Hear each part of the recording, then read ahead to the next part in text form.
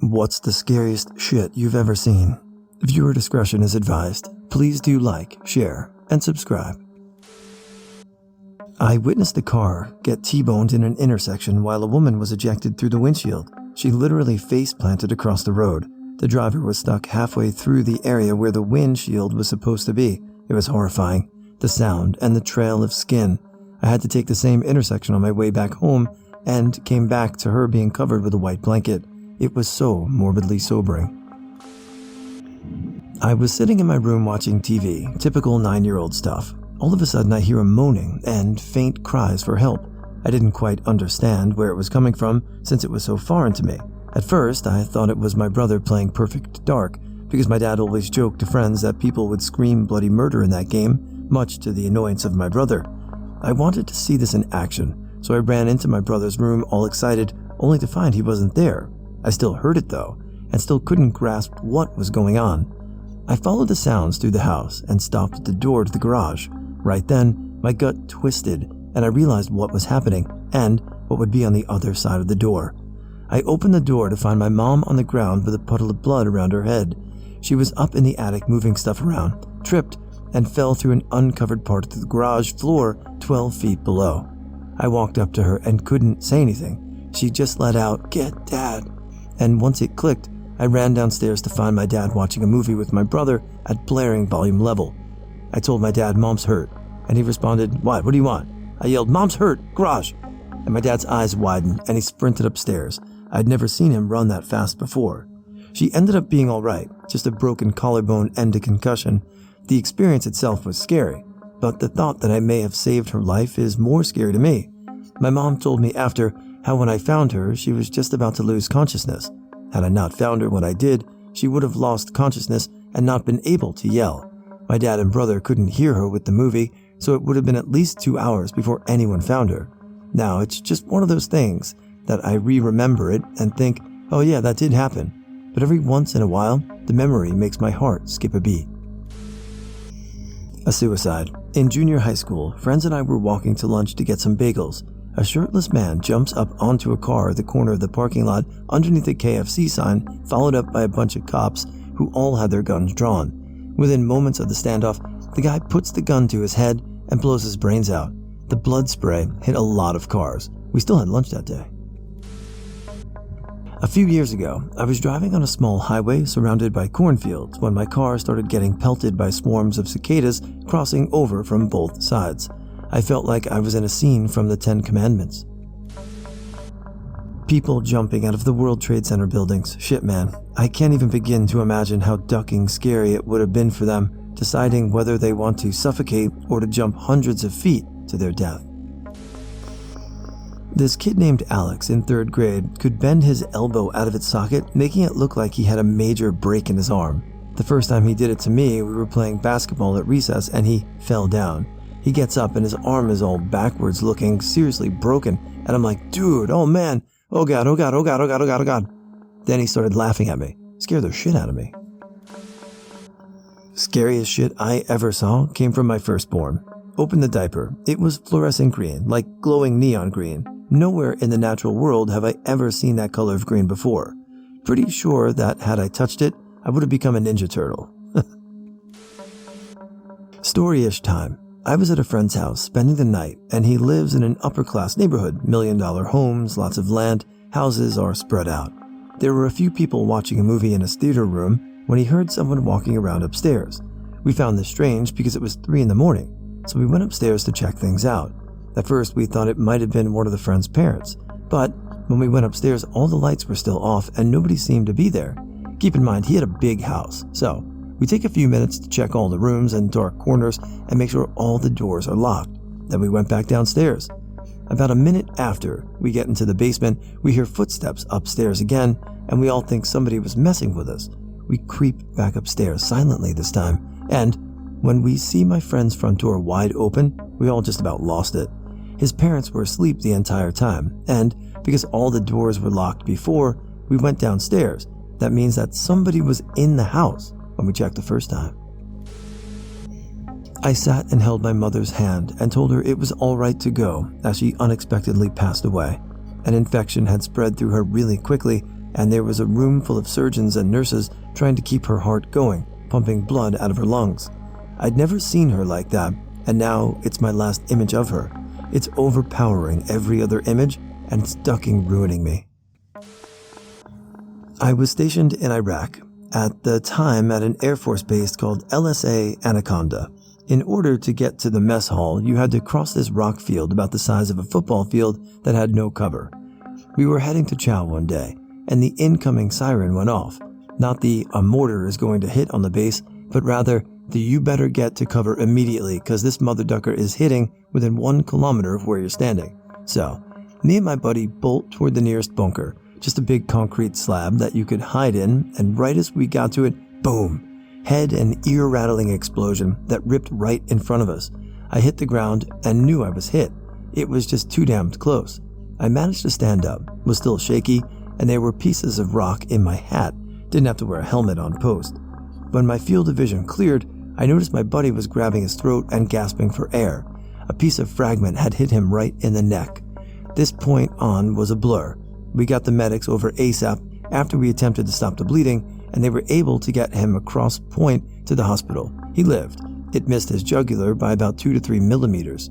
For me, it was one thing to be outside the wire, as you were tensed up almost waiting for that IED to go off, or that sniper to take a couple of pot shots at your gunners, but another to be in a very safe, for Iraq, base and ripped out of your peacefulness. TLDR. Almost got hit by a mortar in Iraq. Buddy got hit in the neck. It's actually really hard to pick just one. I lived in Florida for a year or so. I had to walk about an hour to work besides a canal at 4 a.m. There were gators ducking everywhere. People bitch about their morning commutes, but I have very little sympathy.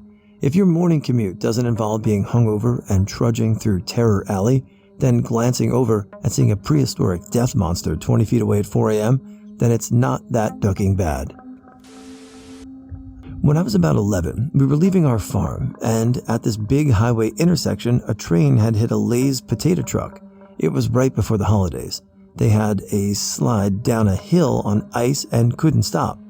It threw the guy directly across the train tracks, and when the train went over him, it cut him into 3 pieces. That sucked. I feel like my parents went into shock too hard to get our eyes covered, so I just stared while they kept screaming to cover our eyes. I was like 10 or so, and went to see Men in Black while my parents hung out in the casino in Loveland, Nevada one summer. There was a small wait between showings, so everyone going into the movie was all gathered outside before it. I remember seeing this guy that looked really out of place in line. Dirty, acting weird, looked like he was sick, shitty clothes. He ended up being the ducking guy in the movie that gets his skin ripped off and worn around by the bug. I still have no idea what he was doing there, or if it was some stunt or costume someone brought, but it was identical to the guy in the movie. I saw him on the way out too, and he was just walking around the hotel like everyone does, but acting weird. It was weird as duck, and my 10-year-old self was 100% sure he was an alien wearing a guy's skin and staying in the same hotel as me. Vincent D'Onofrio. When I was about 13, I was staying at my friend's house. His father had just passed away from a stroke, so I was there for my friend. That afternoon, we were playing in his dad's garage or radio room. His dad was a very active ham radio operator and had all sorts of scanners, radios, etc. The one I knew about was the big one. I don't remember the brand, but it was about 3 times the size of a VCR. I remember his dad would show us how we could talk to people around the world on this radio. We were never allowed to touch it, not even talk on it. That day, we turned it on, and pretty much just turned the channel knob till the voice would come through. I remember hearing shouting, preachers on the air thumping their Bible and doing the usual preacher thing. There was a guy from Canada that told us to get off the radio because we weren't licensed. For some stupid reason, I thought he could track us, so we quickly turned it off and ran inside to play video games. Later that night, we got bored, so we snuck into the garage to see what we could hear on the airwaves, more usual crap on the shortwave bands. I remember some drunk cussed us out, and more preachers were preaching. I do remember we tuned into a numbers station transmission that was creepy, but we continued to turn the dial and listen some more. I do remember on the LED, we were somewhere in the 3.8 megahertz range, I think you call it. My friend starts making fart noises over the mic like the premature kids we were, laughing. All of a sudden, a voice comes over the air. The best way I can describe it is James Earl Jones, mixed in with the Mothman voice from that movie with Richard Gere where he picks up the chapstick. He laughed and said, and I remember, "Caleb and TX Surfer, y'all cut it out, you crazy kids. I'm trying to enjoy my vacation on the moon." He knew our names. We don't know how, and we've never heard his voice before. Then he starts blabbering on and on about personal shit that we would only know. I don't know anyone else who was a radio operator, but he brought up the fact that my mother's car was overheating. We hadn't even taken it to the shop yet. My friend Caleb asked how he knew that. He just laughed. Caleb tested the guy and asked what the home phone number was to his house, and again he got that right. We were freaked out. The man starts talking about crazy stuff. At one point, he mentioned he hated ketchup, and went on and on about not liking ketchup. He told my friend that he was on the dark side of the moon like 20 times. He told us that he can make radio waves do weird things. All of a sudden, a scanner freaking came on and a loud pitch noise went through the speaker. We were pretty scared. We ran inside and got his mom and told her. She went to the Radio Shack, and all of a sudden the guy says, "You think Susan can save you?" in a really mean voice, like angry voice. She had no idea who it was, but he got her name right. She was equally shocked and kept asking if we were playing tricks on her. The guy starts muttering something that hit close to his mom's friend. He said something along the lines of, "Susan, your mother isn't the best cook, I'll tell you. These cookies suck. Good thing no one has here to eat them." Susan's mother had died when she was 7. Susan freaked out and told us to go inside. She stayed in the Radio Shack for 30 minutes or so and came back in crying, as white as a ghost. She was freaking out. To this day, she won't tell us what the man told her, and she freaks out every time we mention it. The radio and equipment has been put up and never powered on again. The antennas were removed. I don't know what happened, but I honestly have never been more freaked out. All 3 of us that night ended up staying at my mother's house. Susan and Caleb stayed with us for another week after that. My mom is kind of on the fence about the whole deal, but she does agree something did happen. I don't know what was said to Caleb's mom that night on the radio, but it causes her to flip out if you mention it. You know those generic jack-o'-lantern trick-or-treat baskets you can buy around Halloween? Back when I was young, my mom wanted some of those to cover our outside lights leading up to the front door.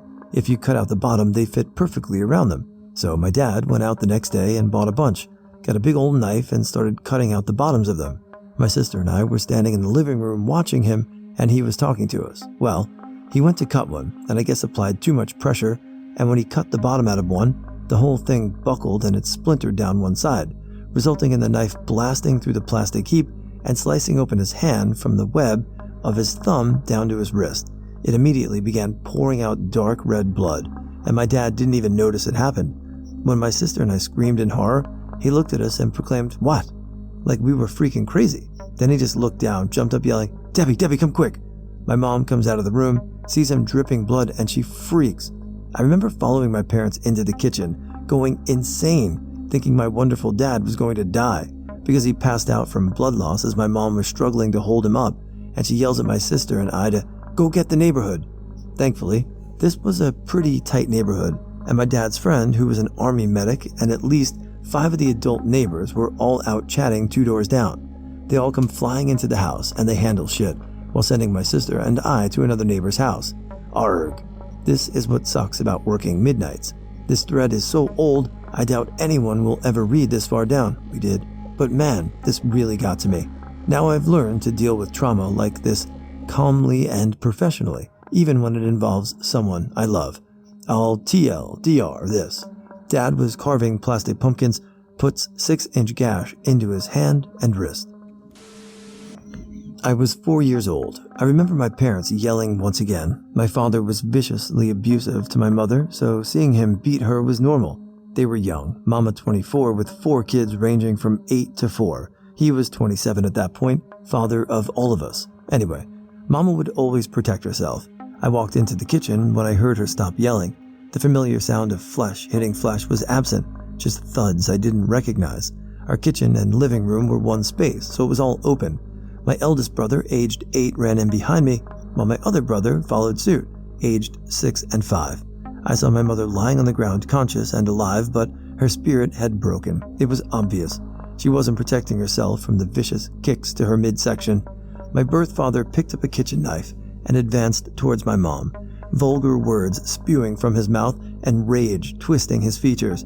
His face alone terrified me. I froze mid-step, and my brothers sprang into action. They flung their small bodies at my father, attacking him. They used their little fists to hit him, their small feet to kick him, their mouths to bite him. My father was incensed and flung one of them across the room, my eldest brother. He smacked into the couch with a thud. He immediately jumped back up, saw me going to help, shoved me down, yelling, "No, it's real for us. Stay down. You're too small." He ran back, and my mother, seeing the boys being hit, caused her spirit to come flying back. For the first time ever, she hit my father, just lost it on him.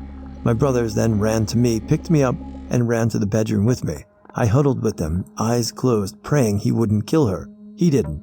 She left soon after, but not before another incident where we saw a gun in her mouth as we sat in the back seat of the car she tried to leave. The police ended up involved to get us out. The memory still brings tears to my eyes. If not for my brothers, she probably would be dead.